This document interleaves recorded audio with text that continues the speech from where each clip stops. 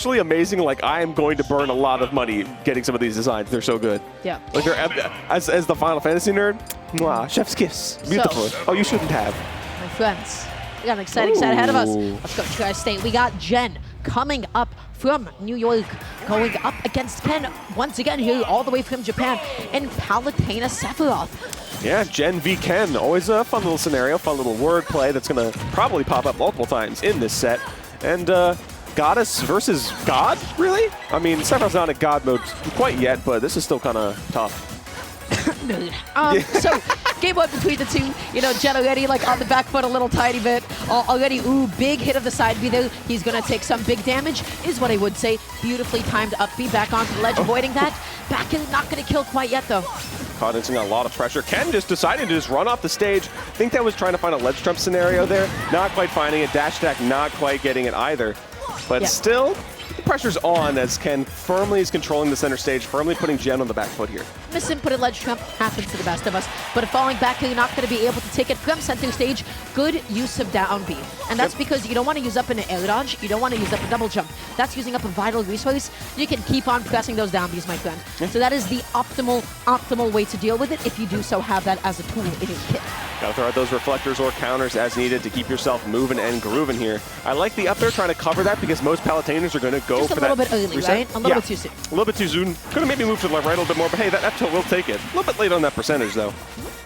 And Canada right now is just doing Sephiroth things, which is I'm going to occupy a little bit past mid-range. I'm going to press button safely, and I'm going to start catching your dashes. But if you do parry things like falling up, that will be giving Jen fantastic little openings.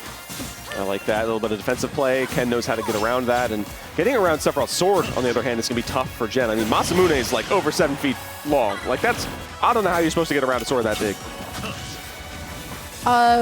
Get further from it. Yeah, honestly, and here's the thing. The projectile that Sephiroth has, the flares, just aren't enough. Shadow Flare as well isn't really the best at that long range. Palutena is going to have him beat with Auto Reticle, with Explosive Flame, with running off Nair, creating some pressure as well. I like the idea. Yeah. It was a good choice, but then look what happens.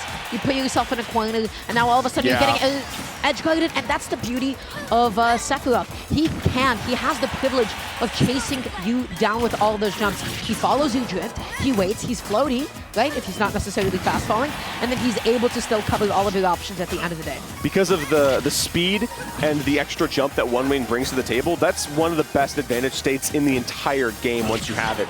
If you burn your resource, Sephiroth will be there to absolutely punish you for it. It's so brutal. Jen is struggling. Jen is definitely struggling just to get in, to be able to initiate, to be able to get that kill, but finally Neutrally does take it. Sephiroth, you know, really putting the glass in the glass cannon that time. Shattered away that first stock, but he still got 2 fresh ones, and he's not stopping anytime soon. Yeah, this is a multi-phase boss encounter. You definitely got to mow through a few different health bars. First one down, a couple more to go, but it's looking rough for Jen here, that's for sure, because untouched right now on Ken's second stock. Could be possible JV3 if Jen doesn't find any single hit. There it is, starts the combo just a bit, gets the pressure on for Ken. Looking for falling Fizz, and ooh, excellent scintilla, good placement, right? Nice little active button covering nice active hitboxes. Very smart, I like to see it. Opted him to get something, but no, Palutena is going to snuff you out for that one. Oh, goodbye! Oh my goodness, sheesh. This game was tough. I think Ken was just in control of the pace the whole time. A lot of it just boils down to what? Ken's management of Jen's disadvantage options have been pretty clinical.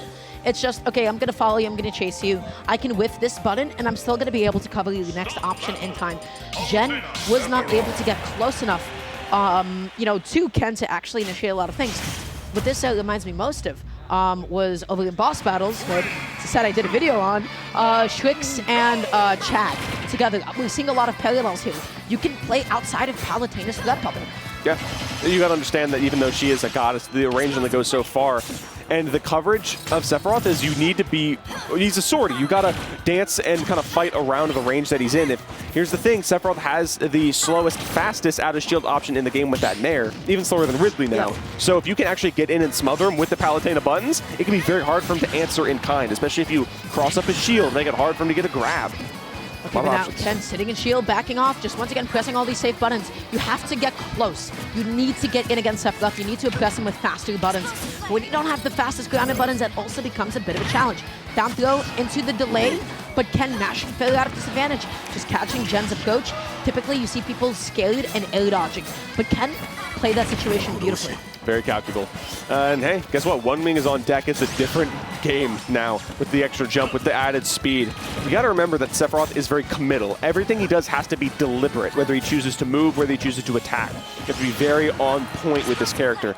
And when you have to press those safe backers, you have to give up the biggest resource of all, and that is space. You saw Gen capitalize on that for the second, not able to fully follow through on it, looking for that juggle. He needs that up air, and he doesn't get it yet.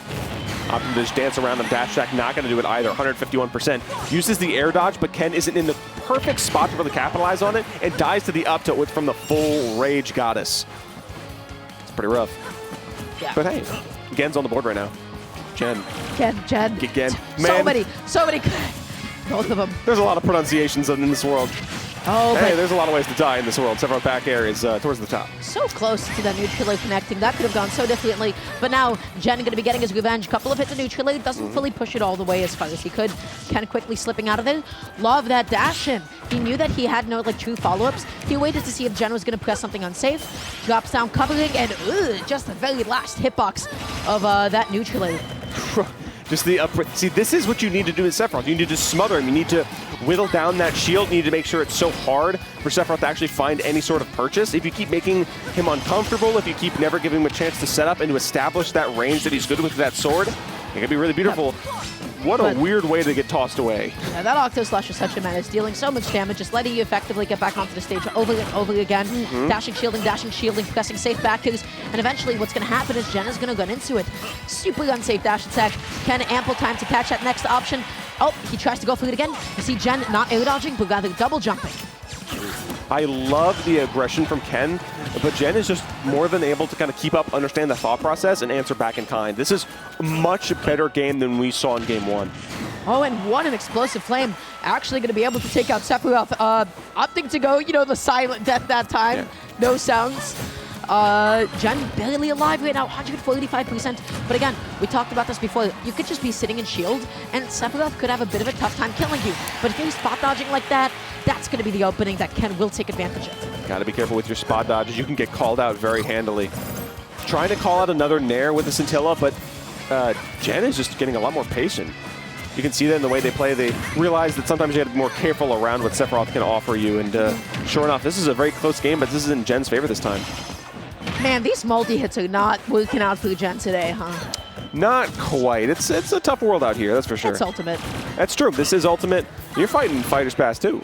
Hey, even though Sephiroth is one of the not egregious ones, he's tough. He's still a hard wall to get past. That's right. The Jen right now, leaned in so much into that neutral air, and then leaning in again with that dash attack, opening up this huge situation for Ken. Look how much he's able to capitalize off of two anti options. Quick little drop down, double jump, neutral air from the ledge. Jen fights his way back onto center stage. Jab, mix-ups. Oh, that was, woo! Yeah, not to mention the movement from Ken answering back is just so good. Absolutely just dancing around the stage, gliding with perfect precision, setting up perfect opportunity for himself. Speaking of perfect precision, Jen has been playing so subtle, so delicately, double jumping, that time air dodging again, makes it back onto the ledge, but you have to go inch by inch by inch to just only make it back onto the stage. This is very barely a very scary game, even getting poked out there again by the forward air, not getting hit by the F-tilt though. This is spooky for both players because Jen can find something, but if it's the Ken back air, that's going to be it, and Sephiroth continues in this bracket, taking it 2-0. And even the laugh from Sephiroth, he knows what he did. He knows what he did. Villainous. He outspaced. He outspaced Jen pretty heavily, I think. Ken's movement was elegant. It was buttery. And you also saw just like how, the split second of thinking before you actually press that button in a safe distance. What Palutena does is that, especially at high percent, she's like, you got mid to long distance, you're camping me with your safe buttons, explosive flame.